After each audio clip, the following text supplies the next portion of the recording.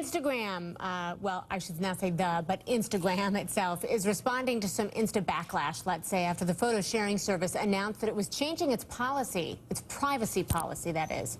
They basically said they'd allow advertisers to use your photos without your permission and without paying you.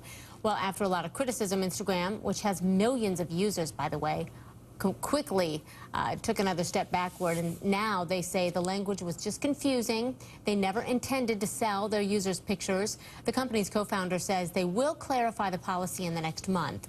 Facebook, by the way, bought the company for $1 billion.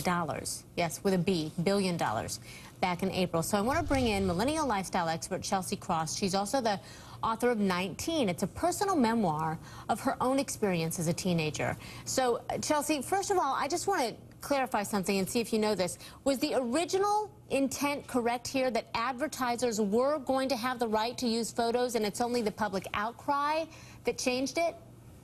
Well, you know what? I don't think we're ever going to know. I think that the co-founder, like you said, only hours ago updated that he is going to change the language for the term policy that is going into effect January 16th. So we do have to stand by and hear what the term is going to entail this time.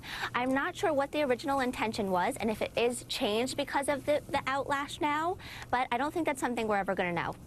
Well, I know a lot of people, don't read those lengthy agreements, so I was thinking if that's what prompted the change, good for all the people who were so adroit at looking at all of that. But when you look at this scenario with Instagram specifically, what is the risk of just signing on the dotted line? Well, you know what, like you said, all of those small, print lines that you have to scroll through and then hit the checkbox that you agree to all of these, rules and regulations for all these social media sites, people don't take the time to look through and read this content. But all of this policy is really, giving Facebook and Twitter and MySpace the permission to put the images that you post out to the public. So I think what we should learn from this experience with this policy that is, being put into action January 16th is that we need to really take it into consideration of what we choose to post via social media websites. Because many people, many companies, and there's been too many instances that people have really gotten hurt by the images that they post on social media. And, especially for the millennial generation, applying to college, applying to jobs, it's very important to have a clean social media presence because people are going to screen your social media profiles. But, kids that age are so, they're so used to it. I mean, it's just the norm to go ahead and put your picture on there. How risky is it, in your opinion, to specifically post pictures online? And how do we change, the kids' thoughts so they can be more discreet? Well, I think that this is also another indicator of sexting. Sexting is, sending a message nude, risky, or inappropriate visual message via email, Facebook post, Twitter, MySpace, however you could send that message. And if it is nude, sexy, risky, it is sexting.